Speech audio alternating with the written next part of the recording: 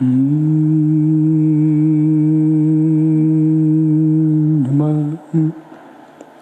सिद्धिभ्यः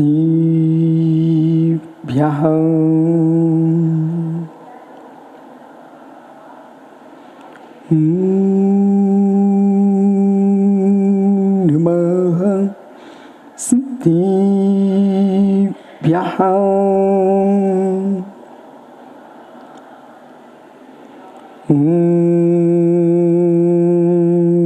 नमः सिद्धिभ्यः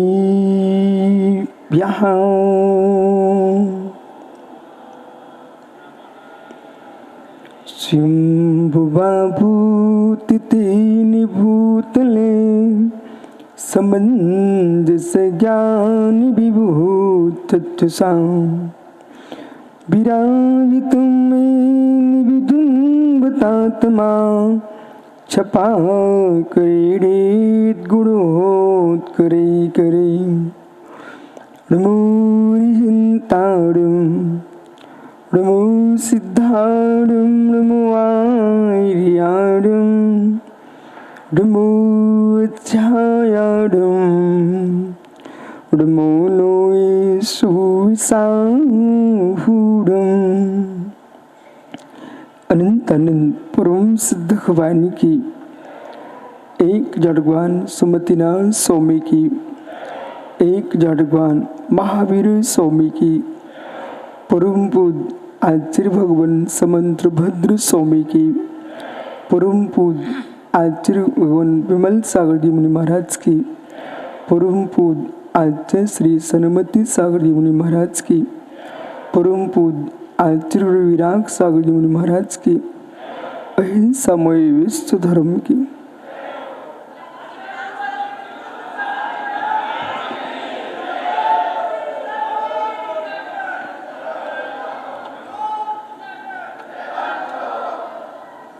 भगवंतो अंतिम तीर्थ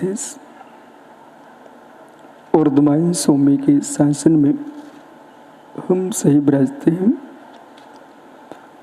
तीर्थंकर जिनेन्द्र की पीयूष तृष्णा जिनेन्द्रवाड़ी मनीषियों जगत कल्याणी है। ये सर्वज्ञ शासन नमोस्तु शासन जयवंत हो, जयवंतो वितराग श्रवण संस्कृति।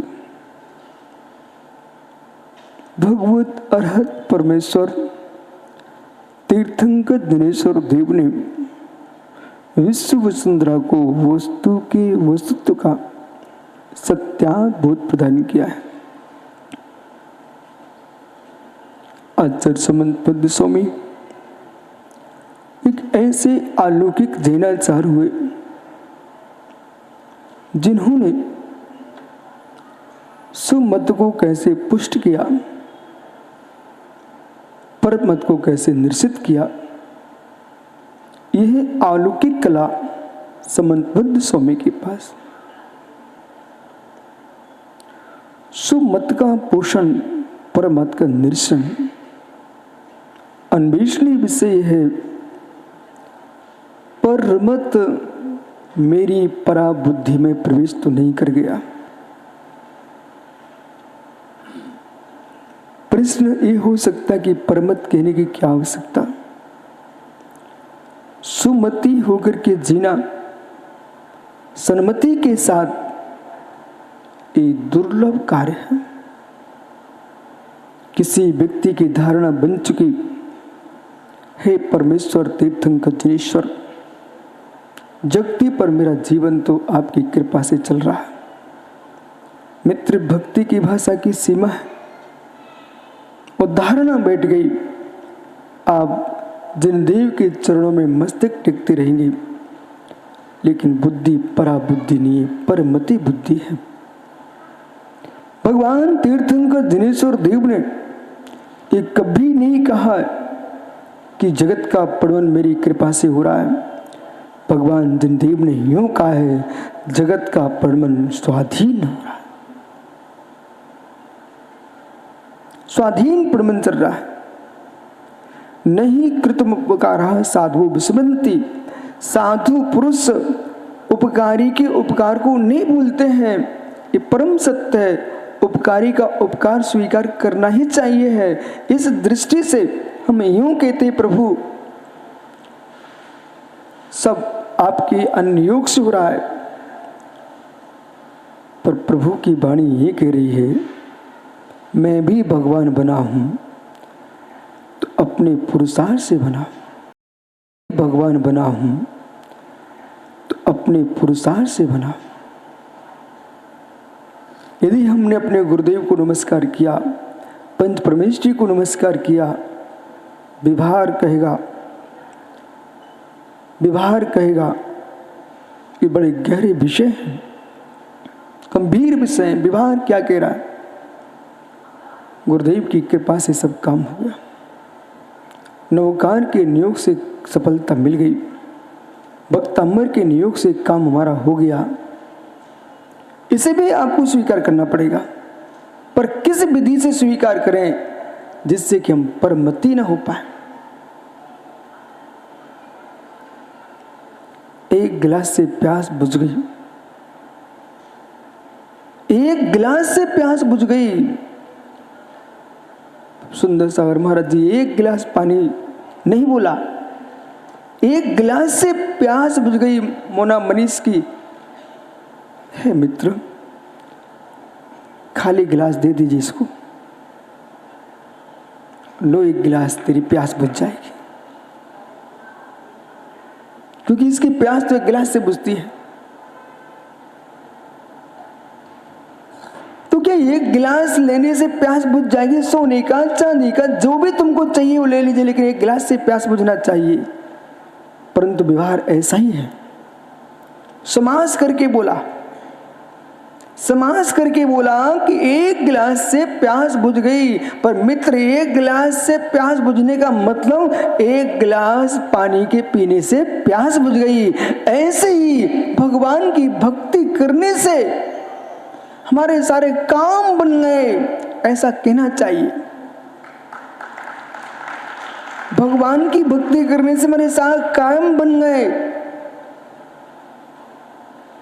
लेकिन जैसे एक गिलास से प्यास बुझी है, उसमें क्या था? पानी। एक गिलास पानी से प्यास बुझी है।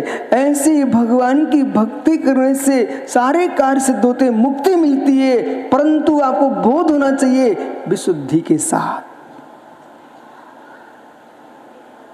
पानी कौन है? विशुद्धि। प्रभु के नियोग से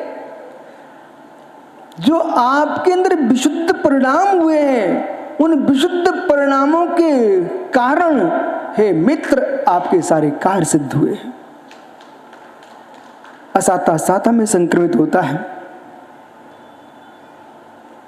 असाता साता में संक्रमित होता है। ओहो, पुण्य द्रव्य चाहिए मनुष्य बनने के लिए, पुण्य द्रव्य चाहिए मनुष्य बनने के लिए, पुण्य द्रव्य चाहिए सुकुल में जन्म लेने के लिए, पुण्य द्रव्य चाहिए श्रेष्ठ धर्म की प्राप्ति होने के लिए, पुण्य द्रव्य चाहिए परिणामों की विशुद्धि के लिए, और पुण्य पाप का क्षय करने के लिए भी पुण्य द्रव्य चाहिए। पुण्य द्रव्य चाहिए। स्त्री पर्याय में जो पुरुषार्थ हो सकता है, एक जननी एक दो बच्चे की बने मां, उसको ज्ञानी ज्ञानचंद जी, एक मां बने एक दो बच्चे की, उसको शील की संपत्ति का चीरहरण कराना पड़ता है।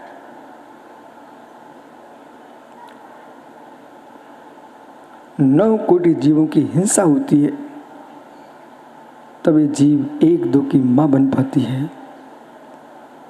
पर जिसने बिना हत्या के, बिना शील के चीर हरण कराए बिना जगत की जगदम्बा कोई होती है, वो आर का मां होती है।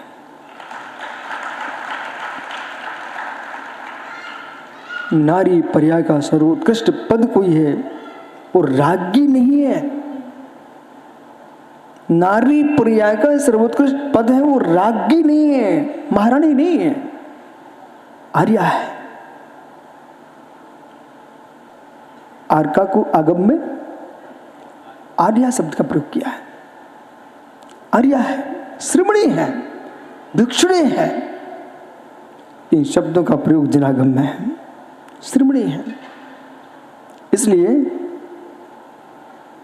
झांझरी नितिन जैसे विद्वान एक भ्रम निकाल दे अपने मस्तिष्क से, आगम में आर्का को श्राप का शब्द का प्रयोग नहीं है। आगम में आर्का को श्राप का शब्द का प्रयोग नहीं है। गुणस्थान अपेक्षा पंचम गुणस्थान भले हो, पर संयम अपेक्षा वह छुल्लिका नहीं है, उपचार महावृत्ति है। और ये श्री मूलाचार्य जी में एक भी गाथा ऐसी नहीं है जिसमें श्रावक धर्म का व्याख्यान हो। विकास भैया, एक भी गाथा मूलाचार में ऐसी नहीं जिसमें श्रावक धर्म का व्याख्यान हो। श्रावकाचार में श्लोक है जिसमें श्रवण धर्म का व्याख्यान है। ऐसा क्यों? श्रवण धर्म का व्याख्यान श्रावकाचार में है, मूलाचार में श्रावक धर्म का व्याख्यान। ऐसा क्यों? इसलिए श्रवण नीचे नहीं उतरना चाहता। मूलाचार में श्रवण धर्म की व्याख्या के बाद अरहंत सिद्ध पद की व्याख्या है, सिद्धि की व्याख्या है। ये जैन आगम, ये सभी को मालूम होना चाहिए, ये अवतारवादी नहीं है, ये उत्कर्षवादी है। इस बात को जनागम स्वीकार नहीं करता। चले आना गई वीर बनके, महावीर बनके। मुझे नहीं तुम्हारी भक्ति चाहिए जिसे हमारे भगवान को उतरना पड़े। अपनी भक्ति अपने घर में रखो। हमारा भगवान बनने के बाद उतर के नहीं आता है। जो गया सो गया, जो गया सो गया, भगवान उतर के नहीं आएगा।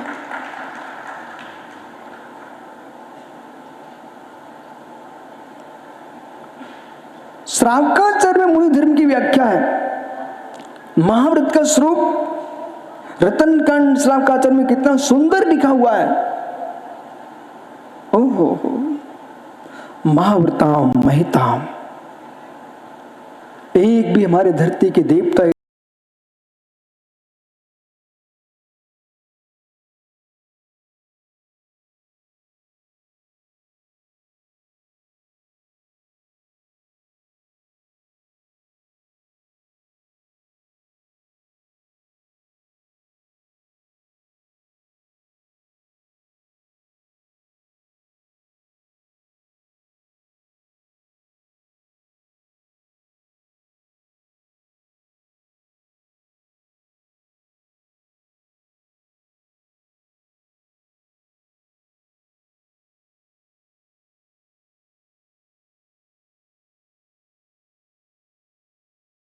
दिगंबर मुनि, चाहे वृद्ध हो, बाल हो, युवा हो, प्रौढ़ हो, हे मित्र, पन्ना में हीरा निकलता है।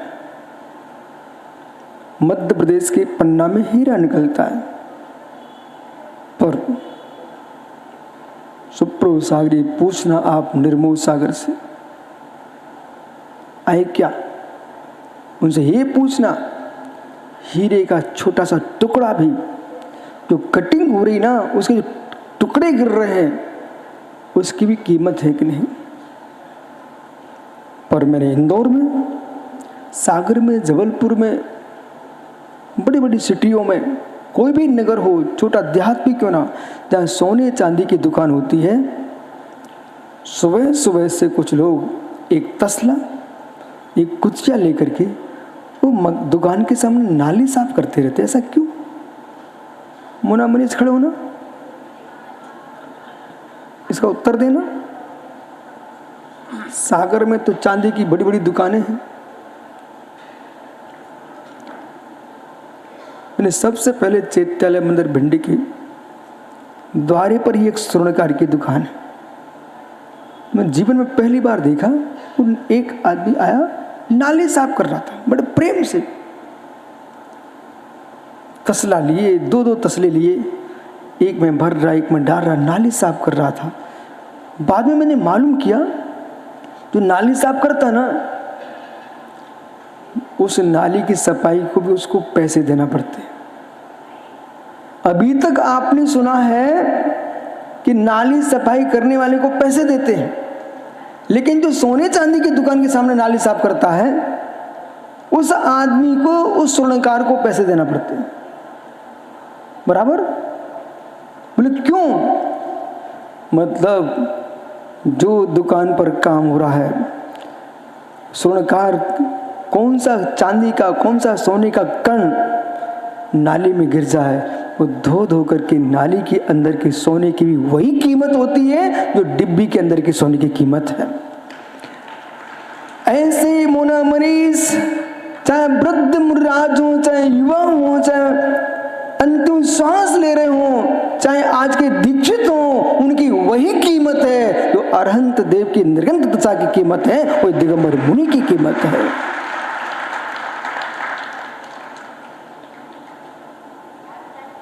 यही कारण है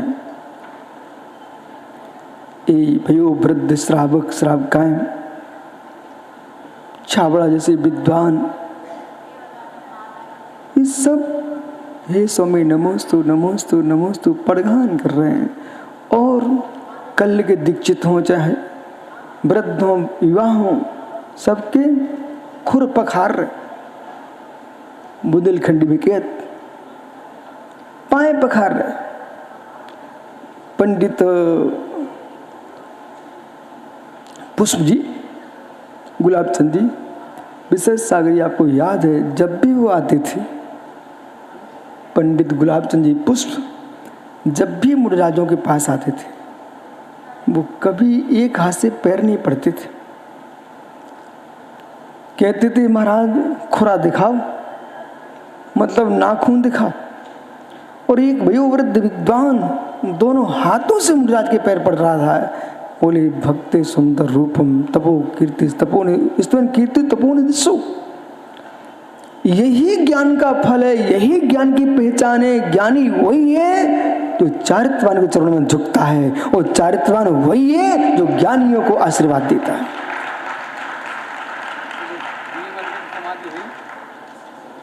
यही कारण है कि पंडित बाबू गुलाब चंद पुष्प, द्रव्यलाल कोठिया, पन्नालाल साहित्याचार्य, जगनमोहन लाल शास्त्री, इन लोगों ने ज्ञान आराधना की और गुरुओं के चरणों में श्रेष्ठ समाधि मरण किया। आचार्य विद्या साहब चरणों में बैठ करके अच्छी समाधि की है, अच्छी समाधि की है। इसलिए आगम कह रहा है कि ज्ञानी वही है जो चारित्र को सिर टेकता है, और चारित्र वही है जो दर्शन और ज्ञान दोनों को सम्मान में रखता है। इसलिए आज माता जियों का गणनीय पद दीक्षा दिवस आप लोगों ने पंचम काल में जन्म लेकर के भी आप ये मत समझना तुम्हारी कोई कीमत नहीं है।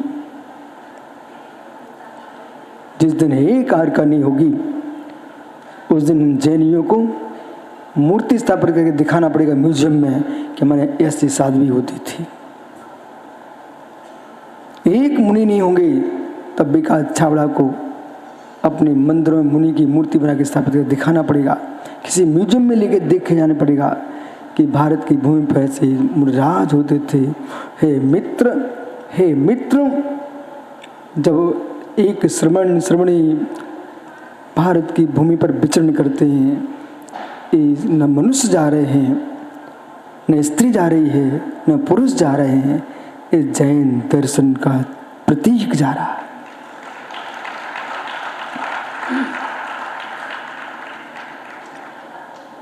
इनकी कीमत करो। क्या मोना, एक भैया यहाँ पर घड़ी रख गया था, उस घड़ी में हीरे मोती से जड़े हुए थे। वो बोलता कुछ नहीं था, पर 3 दिन से उस घड़ी गोल थी। एक भाई आया प्रवचन के बाद, मैंने कहा भाई इसको ले जाओ आप। तो ले जा करके उस राजेश को दे दिया होगा। तो राजेश ने उसको जा तुम्हारा छूटा सामान में रख दिया। अब जिसकी घड़ी थी ना, वो बोलता कुछ नहीं था, पर प्रतिदिन मेरा चेहरा देखता था। अनुमान प्रमाण से मैं समझ गया ये भाई चेहरा रोज देखता और प्रतिदिन कह स्वामी नमोस्तु, आपका स्वास्थ्य ठीक है। मैं समझ गया इसके मन का स्वास्थ्य ठीक नहीं है। फिर राजेश दिखे और भाई कल शाम को परसों फिर दिखा। मैंने यूं कहा भैया आपकी घड़ी मिल गई? बोले महाराज जी कोई टेंशन नहीं है, पर वो 55,000 की थी। इसी बीच में राजेश निकले, बोले मेरे पास है। सुनना ध्यान से, घड़ी हाथ में नहीं आई। सुनाई पड़ रहा है क्या सबको? घड़ी हाथ में नहीं आई। ओहो हो, गुमी घड़ी का परिचय मात्र सुनते ही जिसकी घड़ी थी उसको आनंद आ गया। हे मित्र, घड़ी का परिचय प्राप्त करते ही आनंद आ सकता है, तो ये दीक्षा मुक्त वधू की घड़ी के परिचय है, इसे सुनते ही आनंद आता है। ओहो हो।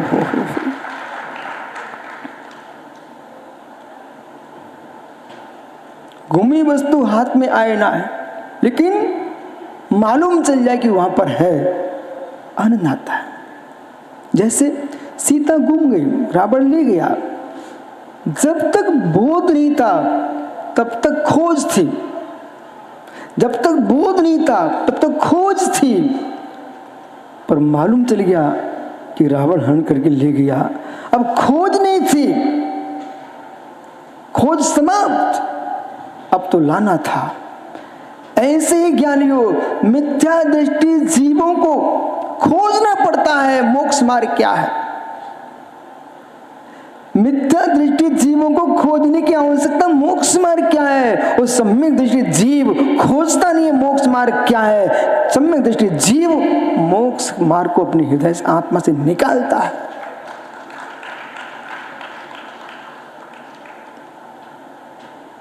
रोटी खा ली क्या? पानी पी लिया क्या? अच्छा भाई, जैसे अभी तक मुनियों की सेवा करते रहे, ये मालवा की मिट्टी है, इसमें त्यागियों के प्रति अनंत श्रद्धाएं अनंत काल से है। एक भी पुराण ग्रंथ उठा के देख लो, प्रारंभ होता है मालवा प्रांत, अवंती देश, उज्जैनी नगरी। बराबर भैया, वहाँ आप निवास कर रहे हो। मनीष मित्र के नियम ले सकते क्या? जब तक कान में पुनः नमोकार सुनने को नहीं मिले, मेरे शब्द पर ध्यान दें, जो मनीष मोना नियम लेगा वो विकास छावड़ा भी लेंगे, वो है ही नियम ऐसा। मनीष,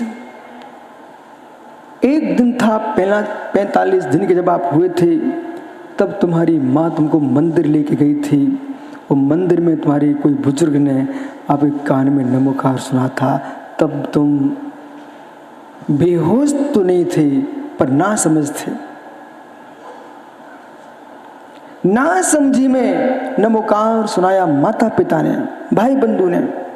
हे मित्र, तब तक तुम मुनियों की सेवा करते रहना, तब तक त्यागियों की सेवा करते रहना, श्रवणियों की आराधना करते रहना, जब तक मेरे लिए होश के साथ अंतिम नमोकार सुनने का समय ना आ जाए। पक्का कर लो कार्य। बाकी के लोग क्या पापी बैठे क्या? इसने भाई जो नियम लिया, अच्छा लिया कि बुरा लिया? तो कर लो कार्य। सब खड़े हो जाओ, खड़े हो जाओ, करो कार्य। ये है आपके महोत्सव का फल। विश्व सागर महाराज होलसेल कार्यक्रम है, एक साथ इतने जीव नियम ले रहे हैं और ये सब भगवान सीमंदर स्वामी के केवल ज्ञान में झलक रहे हैं।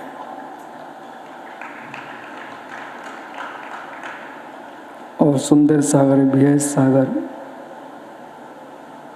मुक्ति सागर, कौन से महाराज, विभक्त सागर जी, विश्व सागर, इतनी गणनीय मुनिराजों के साक्षी में मालूम आपने छोटा मोटा व्रत नहीं लिया, छोटा व्रत नहीं लिया। काला जी छोटा व्रत नहीं है। ये व्रत का नाड़ा ऐसा है कि जैसे आपके हस्तिनापुर में गन्ने की फसल उग रही है, उत्तर भारत में, महाराष्ट्र में, पर एक पानी की बूंद खेत में जा रही लोग समझते नहीं है। वही गन्ने में जब गिलास भर के आता गन्ने का रस, तब कितना मीठा लगता है। तुम्हारा एक छोटा सा नियम अनंत सिद्धों का सम्मान है, अनंत अरहंतों का सम्मान है। कभी भूखे श्रावकों को भोजन देने में कमी मत करना, कभी त्यागियों को आहार देने में कमी मत करना। लाखों काम छोड़ देना। क्या राकेश पंडित जी अलग से मुहूर्त निकालना पड़ेगा तुम्हारा? खड़े हो जाओ।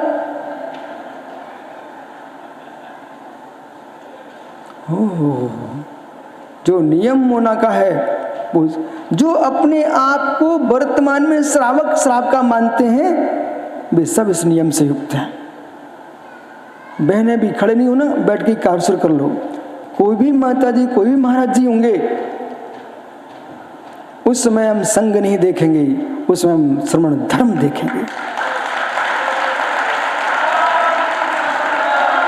ये श्रवण धर्म है। यदि विश्व सागर महाराज जी के संग की मात बहनें आहार देने गई विश्व सागर महाराज जी को, और बगल में कहीं बिहार सागर खड़े आहार ले रहे हैं, तो विश्व सागर को आहार तो पूरा कराना, वो अपने महाराज को नमोस्तु बोल करके एक गिलास उन महाराज को देके आ जाना।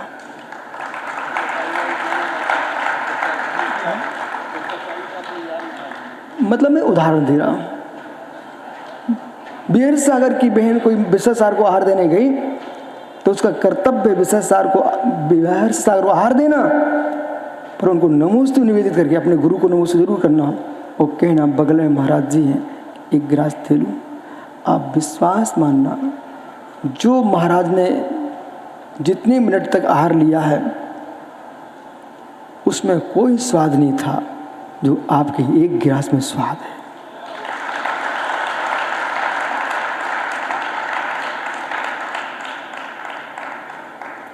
मैंने तो छोटे से देखा है किसान को और बैल को।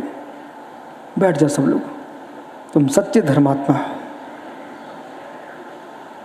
किसान को, बैल को, अच्छा सुंदर सागर मारिया, मैंने किसान को और बैल को देखा। किसान के यहाँ जब भोजन आता है, उसके कुटुंब के लोग भोजन देने पहुंचते हैं, और भोजन को देख करके स्वांत सहज आ जाते हैं। वो किसान अपने भोजन के टिफिन से, कलेवा से 2-3 टुकड़े जरूर निकाल के रख लेता है।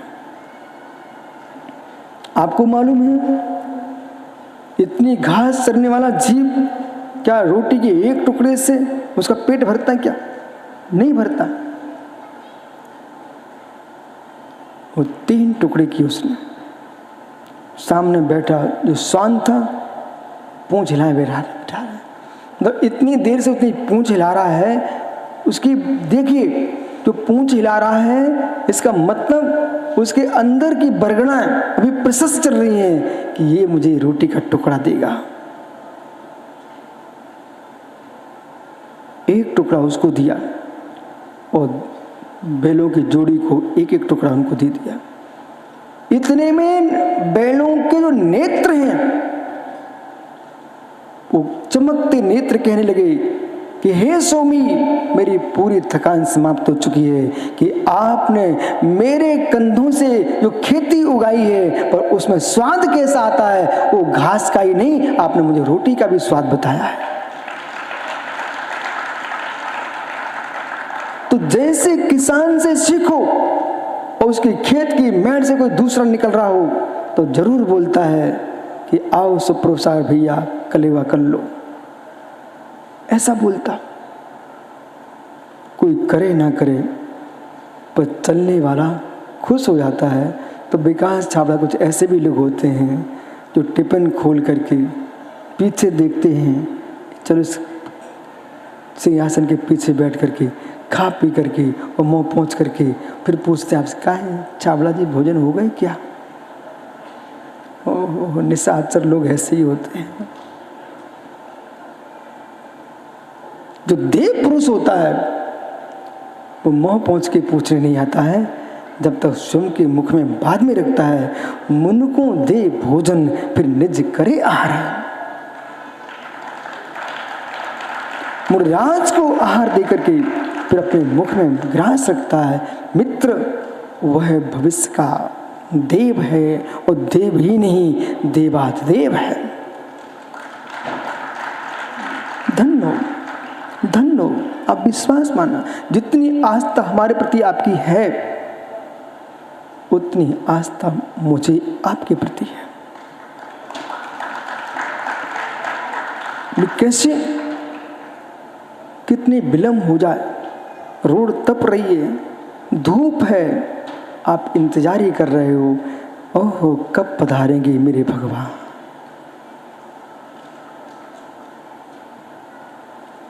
इन भव्य श्रावकों को देख करके सुब्रत सागर जी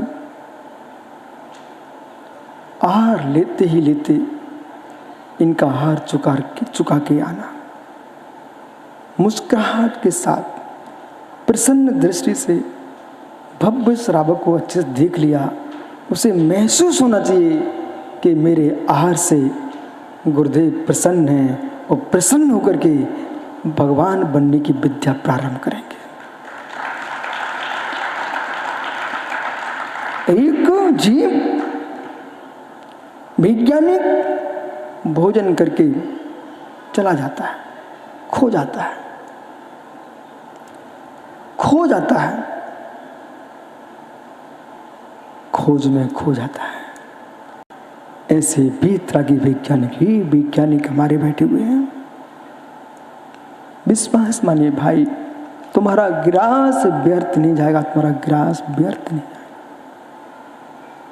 सुंदर सा महाराज जी जब माता जी के प्रवचन सुने, महाराजों के प्रवचन सुने, तब लगा, उसमें जरूर लगता था गुरु जी समझाते हैं, डांटते, खड़ा कर देते हैं। कभी ऐसे भी लोग होंगे जो कान पकड़े खड़ा कराया हुआ, लेकिन नींबू के रस में नींबू भरा रहे, इसके बाद क्या होगा? नहीं, निकालो ही मत। मैंने नींबू के वृक्षों को, नींबू की खेती भी देखी अच्छे से।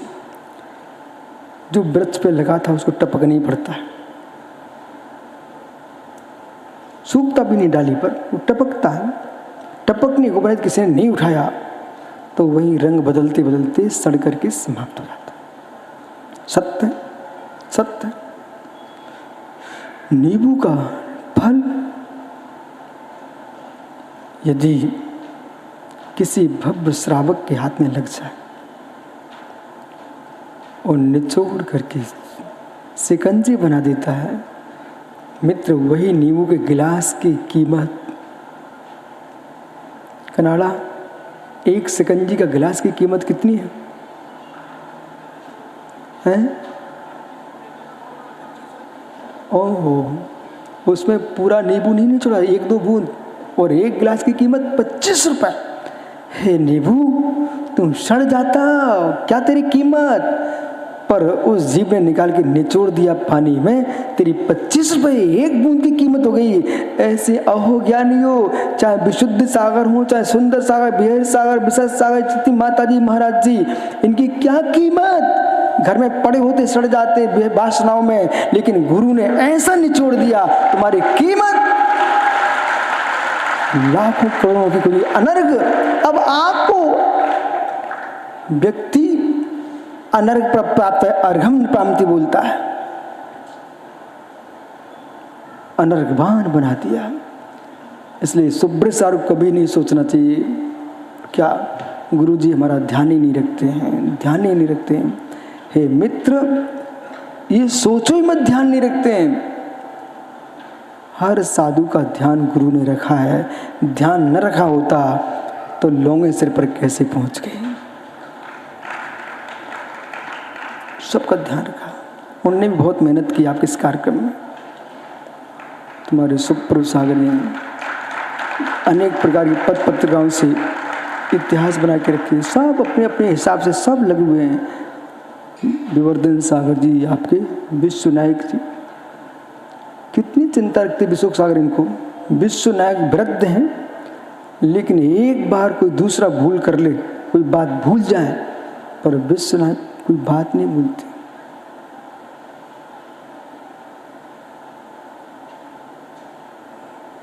इसलिए नीति कहती है कितनी तुम श्रेष्ठ हो, एक वृद्ध को अपने साथ जरूर रखना चाहिए। कभी इच्छा बड़ा, श्रुत का अभ्यास अपना स्थान है और वृद्धों की अनुभूति और ज्ञान अपना स्थान है। जिस घर में, जिस नगर में, जिस संस्था में वृद्ध लोग नहीं है मित्र, वहां विकास न्यून है। तन की वृद्धि नहीं, ज्ञान वृद्धि भी चाहिए। इसलिए एक नींबू का क्या परिमाण हुआ? कनाड़ा 25 रुपए, 25 रुपए। और वो ही इनके जहाँ रहते ना दिल्ली में, वहाँ मैं लाल मंदिर से चांदनी चौक गया, रास्ते में नींबू मिर्च पड़े हुए थे और लोगों के पैरों के नीचे कुचले जा रहे थे। उसकी कितनी कीमत थी? जो मिर्च पैरों में आ गई नींबू, उसकी क्या कीमत बची? कुछ नहीं। ऐसे मित्र जो बादशाहों के पैरों के नीचे आ जाते हैं, जज मित्र उसकी कोई कीमत नहीं। प्रसन्न भाई ओ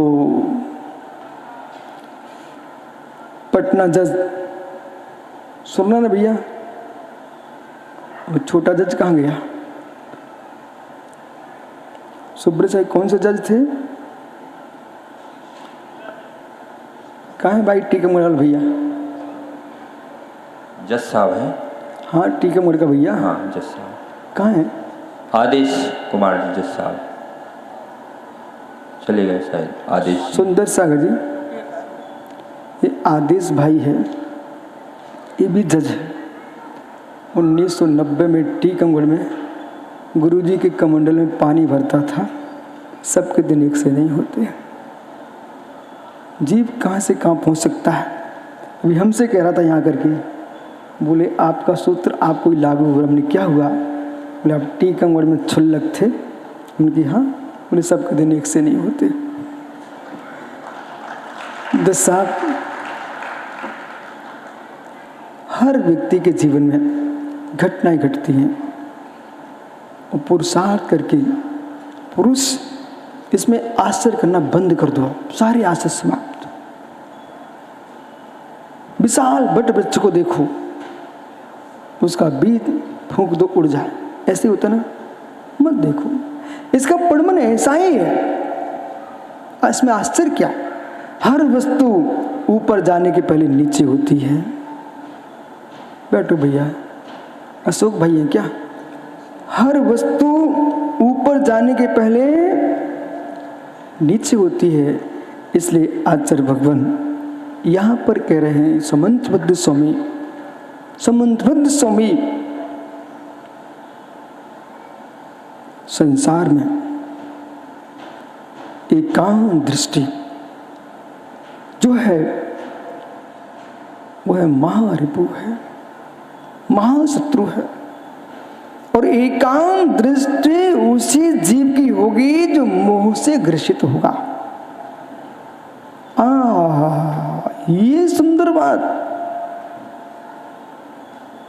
एकांत दृष्टि विकास भैया उसी की होगी जो मोह से ग्रसित होगा। छोटे मोटे मोह से ग्रसित नहीं होगा, दर्शन मोह से ग्रसित होगा, वही एकांत दृष्टित होगा। इसलिए किसी भी एकांतिक धारणा बना के जो बैठी हो, देव सा गुरु की पूजा करते हुए भी तुम मिथ्या दृष्टि हो। राकेश पंडित समझ में आ रहा है क्या? बराबर है? वो आपके बराबर कहने की आवश्यकता नहीं है। ये निर्णय मेरे अंदर झूल रहा है, ये बराबर ही है। एकांत दृष्टि जो भी बनाएगा वो मोहिनी क्रम से दूषित चित्त है। कोटारिया गए क्या सूरत अहमदाबाद के भैया? देखो, राज्य व्यवस्था होती है ना, राज्य व्यवस्था, तो राज्य व्यवस्था के शास्त्र हमने पढ़े हैं, धर्म व्यवस्था भी पढ़ी हुई है। उसमें स्पष्ट लिखा होता है, यदि कोई राजा स्वर्गस्थ हो जाता है तो जो सम्राट के पूर्व मंत्री, जो मंत्री तंत्र है, उससे भी कहा जाता है कि आप अविरव राजा की सेवा वैसी करना जैसा आपने पुराने राजा की की है। ऐसे मित्र जैसे गुरु के चरणों में आप रहते थे, ऐसे आपको पूरे संघ की सेवा करना है। ये संदेश आप ही लेके आए थे, इसलिए उस संदेश के साथ, पत्र के साथ, पत्र आपने सौंपा है तो अपने आप को भी सौंप देना चाहिए। ये सोच के घर नहीं जाना कि हमारा काम पूरा हो गया। अभी काम पूरा नहीं हुआ, अब काम प्रारंभ हुआ है। जितने माता जी, महाराज जी, आचार्य गणनी माता जी सब आई हैं, ये ना सोचें हमने तो अपना काम पूरा कर दिया, हम लोग फुर्सत, काम किया नहीं है, अब काम प्रारंभ हुआ है कि आपको जैसे हम गुरुदेव के चरणों में रह करके उनके साथ संघ का पालन कराते थे। एक आगम में लिखा गण पोषण, तो गण पोषण जो काल है उसके दो अर्थ हैं। गण में रह करके गण का अनुशासन का पालन करना और गण के सहयोगी बनना, ये भी गण पोषण है। इसलिए विशाल सागर जी भैया अपने शिष्यों से भी कहते हैं, विशाल सागर जी से, ये तो मानने पड़ा तुम्हारा सच्चा शिष्य। 21 साल हो गए, 21 साल हो गए। तो भाई है क्या? हाँ, ऐसे ही भजन गाते रहना अपने गुरु के चरणों में, ठीक है? कभी जाने का मन मत करना। भरत सागर महाराज का इतिहास दोहराना। आचार्य भरत सागर महाराज जी विमल सागर महाराज जी की अंतिम समाधि तक साथ में रहे।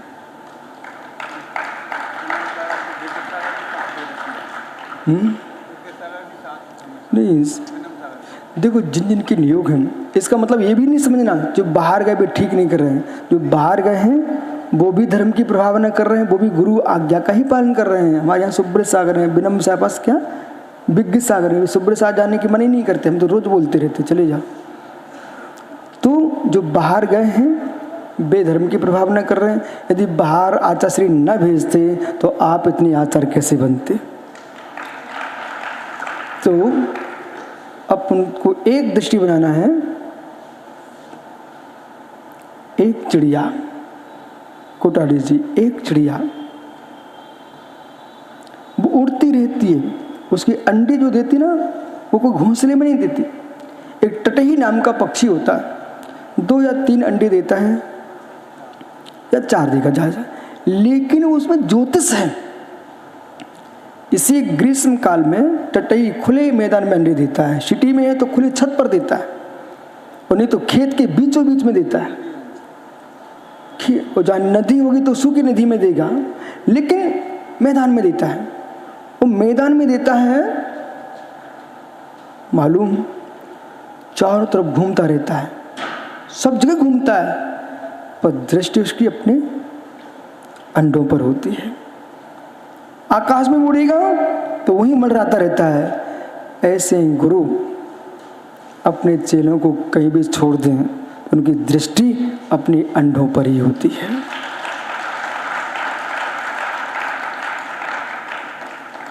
पक्षी अंडों पर बैठे ना, ओज आहार न दे तो बच्चे अंदर बढ़ नहीं सकते। ऐसे गुरु आशीष, अनुग्रह और निग्रह का ओज न दे तो शिष्यगण बड़े हो नहीं सकते। बैठो भैया, ध्यान रखना आपने जो किया है, बहुत भोला भाला जीव है। हे मित्र, आपका समय हो गया।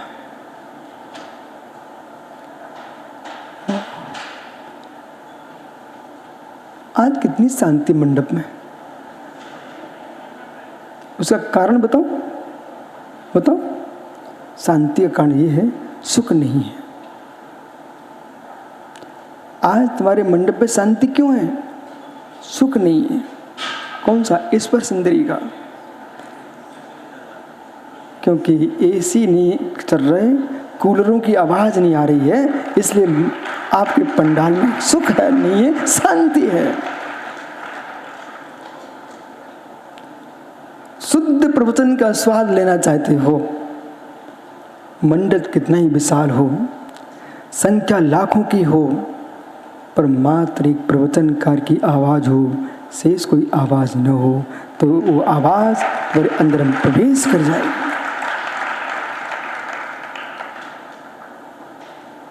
अभी मैं प्रवचन कर रहा था ना, तो मुझे स्वयं समझ में नहीं आ रहा था मैं बोल क्या रहा हूँ। बोले क्यों? इतनी आवाज़ आती थी तो सोचता था इनको सुनाई पड़ रहा कि नहीं, पूछना पड़ता था। पर आज मुझे बड़ा आनंद आ रहा। बोले क्यों? कि किसी भाग्यवान ने पंखे कूलर बंद कर दिए, बड़ा पुण्यात्मा जीव होगा। मतलब आप लोगों से कहीं से भी ताली बजवा लो है। आओ, एकांत दृष्टि, एकांत दृष्टि। इसलिए राकेश पंडित जी, आपका पुण्य का उदय आ गया। मरने के पहले तुम्हारे एकांत का मरण हो गया। वे महापुण्यात्मा जीव हैं जिनके प्राणों का अंत होने के पूर्व अपने एकांत का अंत कर दिया। वे महाअभागे जीव हैं, मृत्यु की अंतिम सांस तक एकांत गृह रखते सु ना सुपर वैरसु।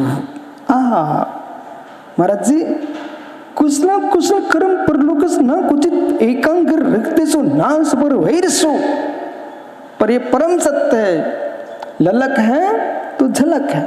बोलना जरा, ललक है तो झलक है। आप में ललक थी तो आज भी तुम्हारी झलक दिख रही है। यहाँ पर मंडप में कौन बैठे? अब वे ही बैठे हैं जिसकी ललक है, सो झलक है। मित्र, आगम ग्रंथों के लिए बहुपुण्यात्मा महापुण्यात्मा जीव जिसको जिनवाणी सुनने का रस लग जाए, स्वाध्याय करने का विसन लग जाए। श्वेत सागर महाभाग्यवान जी, महापुण्यात्मा जीव जिसको स्वाध्याय की ललक लग जाए। ओ ये भी महापुण्य, स्वाध्याय करने के साथ साथ जिसको प्रवचन करने का अवसर मिले, वो महापुण्यात्मा जीव।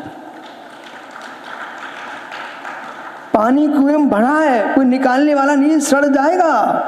ऐसे ज्ञानी तुम बन भी गए, तुम्हारे कोई उपदेश सुनने के लिए नहीं आ रहा है तो तुम्हारा ज्ञान किस काम का। वो दूसरी बात यह है, पानी स्वच्छ हो परंतु घाट अच्छा होना चाहिए, रस्सी भी अच्छी होना चाहिए और गिर्री भी अच्छी होना चाहिए जिससे पानी अच्छे से निकल सके। इसलिए ज्ञानियों, सभी लोग जिन को प्रवचन करना है वे खटाई कम खाओ।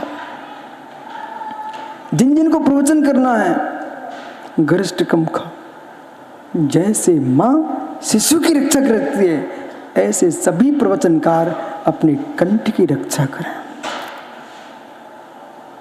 क्यों सुब्र साहब जी, एक संगीत का कितना पैसा ले जाते हो? लाख। बाप रे।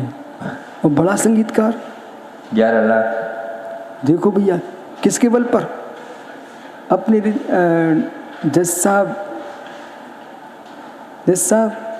अखिलेश जैसा। अखिलेश भैया, आप हथौड़ा चलाते हो कि खंती खोदते हो कि रोड पे मिट्टी डालते हो? किसके बल पर आपको कितना वेतन मिलता है? 1 महीने में 3 लाख? बाप रे! वो देख भैया, ये देखो इनका चेहरा। ये किसके मिलते हैं आपको? मात्र कंठ और गाल बजाने के मिलते हैं। ओ हो। लेकिन कितनी बुद्धि से कंठ का प्रयोग करता जीव, और 3 लाख 1 महीने मिलते। अब सोचिए, इस भारत सरकार और बिहार सरकार इनको धर्म अधिकारी बना के रखे हुए हैं। बिहार सरकार है ना, पटना राज्य सरकार, इनको धर्म अधिकारी, पूरे जितने तीर्थ मंदिर हैं सबके अधिकारी बना के रखे हैं। मित्र किसके बल पर? कंठ। ओह, इसलिए बुद्धि और कंठ, ये 2 इतने सुरक्षित रखो, इतने सुरक्षित रखो हैं। और हमारे विश्वसागर महाराज कह रहे, बोले महाराज एक बात क्यों भूल रहे हो? बुद्धि भी हो, कंठ भी हो।